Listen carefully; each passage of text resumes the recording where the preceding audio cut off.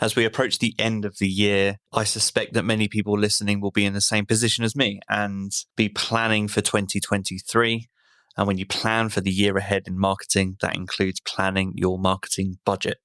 In the episode today, I wanted to explore 3 items that I think must make their way into your 2023 marketing budget. These are the items that you shouldn't overlook. Please do not forget them. First on my list is Google Analytics 4.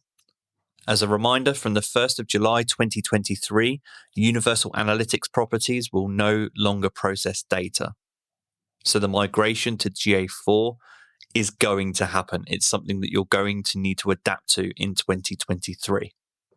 That is, of course, unless you're a 360 Universal Analytics subscriber.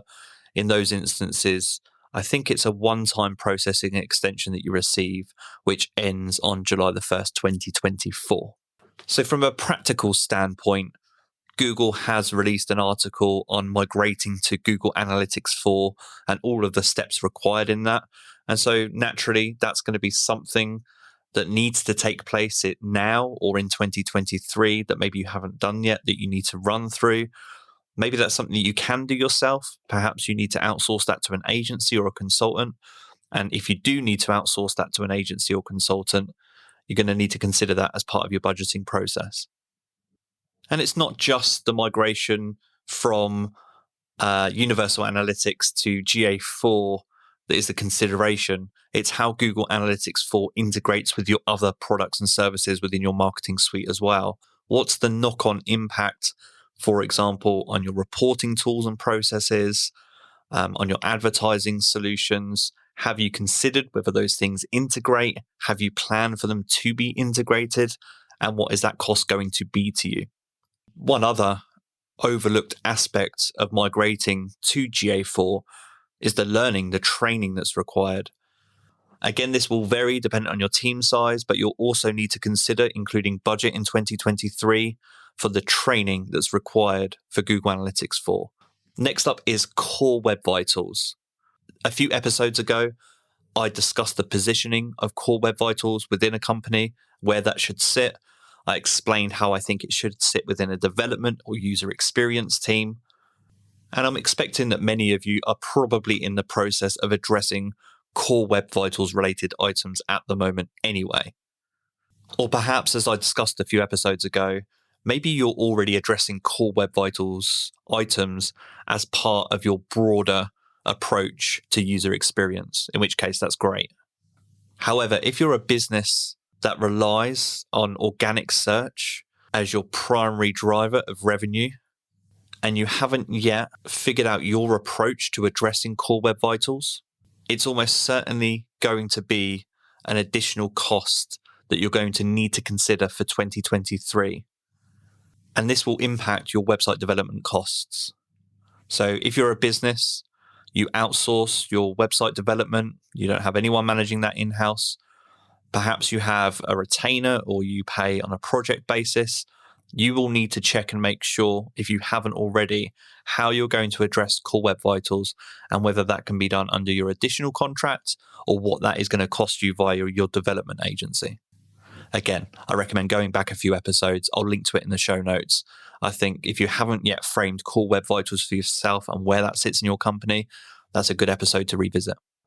And finally, for me, the most overlooked item every year, experimental budget. The freedom, the flexibility that you need in your budget to allow you to explore new platforms, new mediums, new formats. I consider myself a strategy-first marketer, and generally when I go through the process of marketing planning, I always align and encourage our team to align tactics with an overarching strategy. However, one of the most common oversights and pitfalls in being so strategically focused is if you forget to allow room in your strategy for experimentation and creativity. A really good example of this that we've just been discussing more recently in our team is the exploration of TikTok. So if you spend any time looking at the data on TikTok, you'll know that that's where attention is, and there's an audience pretty much for every industry on TikTok. but maybe you've struggled with knowing how to invest time or budget in TikTok if all of your time and budget is allocated towards other strategic priorities. That's pretty normal. I've seen that plenty of time over the years where there's just not enough flexibility within budget to explore these new platforms when they start to emerge, to experiment and find new growth opportunities. And I think you need that in a business. I think you need to reserve a little bit of your time. I like to apply the 80-20 rule to this. If 20% feels like too much budget to allocate towards experimentation, can you make 5%, 10% of your marketing budget assigned towards something that's more experimental in nature? It's something I recommend, and not only for exploring new growth opportunities, but it brings about a level of enthusiasm, creativity, and experimentation to a marketing team as well. Sometimes the intensity of being so strategically focused can impact your creativity, can impact your motivation, can impact your playfulness. And I think experimentation budget, particularly for creative marketers, is needed so that you have a thread of creativity and motivation always there, always something new to experiment with, somewhere where you can go and gather new ideas and apply ideas that you have already. And we know that TikTok won't be the last platform. Over the next year, there will probably be a new platform or a new format or a new medium that emerges that's completely different to what we've seen already. And it will pay to have a little bit of experimental budget so that you can try and capitalize on first mover advantage.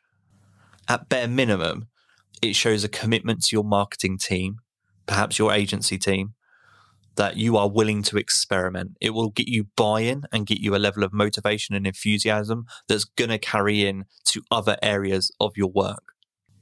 So as I go through our agency planning process for 2023, and as part of that, I go through the budgeting process, these are the 3 items that are top of mind for me going into next year, the things that I know can't be forgotten.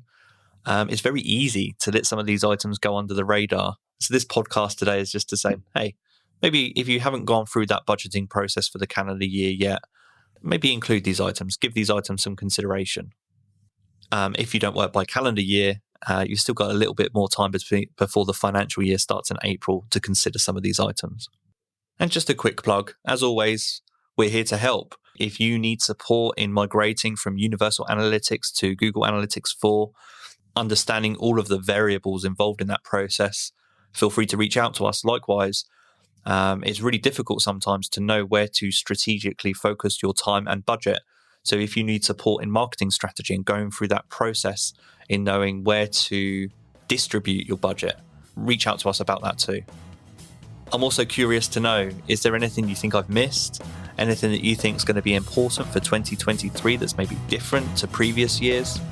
Let us know by tweeting us at Site Visibility or emailing me, scott.colnut@sitevisibility.com. This has been the Internet Marketing Podcast. Take care.